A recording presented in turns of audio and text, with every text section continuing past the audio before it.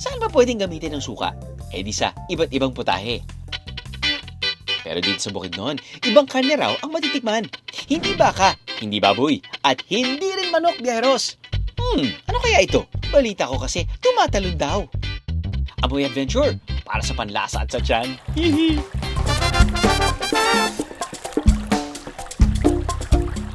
Morning mga biyero. Gising tayo ng 3 a.m. Today dahil manghuhuli tayo ng palaka. Normally, nanguhuli talaga sila ng palaka kapag gabi. Gabi pa naman. Sabihin wala pa namang araw, so hopefully makakuha tayo ng palaka. Tama po ba, tatay? Ito po yung ginagamit nyo sa panghuli ng palaka. Oo. Apo, madali po bang makahuli ng palaka? At usually, anong oras po kayo nanguhuli ng palaka? Alaw na tayo yung alas 5. Saan po nahuhuli ang mga palaka? Sa dapin na dapin. Gano'ng kadami po yung nahuhuli nyo kada gabi? 5 kilo at pinakaubos na yung 3. Maraming makukuha natin kung walang ulan. 424, meron pa po tayong chance. Oh, mayroon pa. Kailan ho kayo nanalo ng 9-ball world championship? Tara na nga, biyeros. Bago pa ako mawalay kay tatay.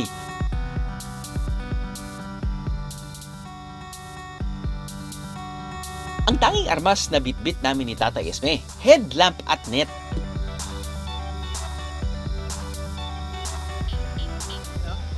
Narinig niyo yun? Tay, yung tumutunog na yun, palaka yun. Yan, palaka po yan. Si Tatay Esme, wala nang patubi-tubi pa. Sige, pasok natin, tay. Tay, itabi mo. Ako na to. Pag sa sparkle, nag-glisten yung mata, dahil sa ilaw, yun.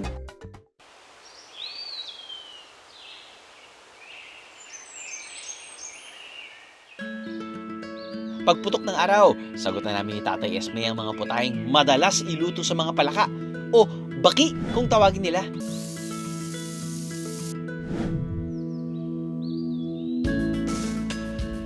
Pero kung may higop na sabaw ang hanap para sa malamig na umaga sa Bukidnon, halang-halang ang sagot dyan.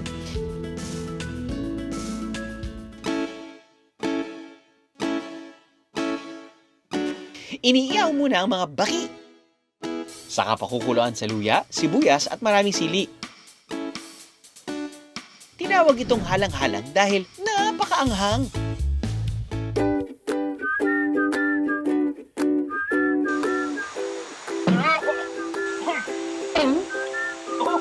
Maraming sili. Sarap. Marami. Nakakaubo. Nakakaubo sa sarap. Sakap. Nakakakokak sa sarap. Meron siyang kagat. Binabawian lang tayo ng palaka dahil hinuli natin siya. So nag-excrete siya ng spicy dalawa. Pero maanghang yung halo natin ngayon sa halang-halang, no? O, hati tayo dito, tay. Kunin natin yung sexing Ay! Wow! Fresh na fresh. Sarap to the bones. Ito na po tayo. Ito. Sakap. Harap. Yan, harap. Fresh na fresh. Parang kumain ng chicken adobo. Ganun talaga. Tapos natanggal ka agad yung bones. Okay yung luto mo, tay. Okay, masarap yun. Sarap.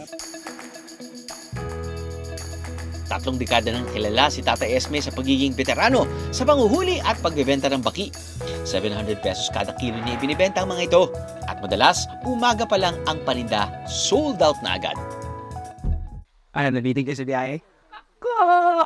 All you gotta do is just subscribe to the YouTube channel of GMA Public Affairs and you can just watch all the Behind the Drew episodes all day, forever in your life. Let's go! Yeehaw!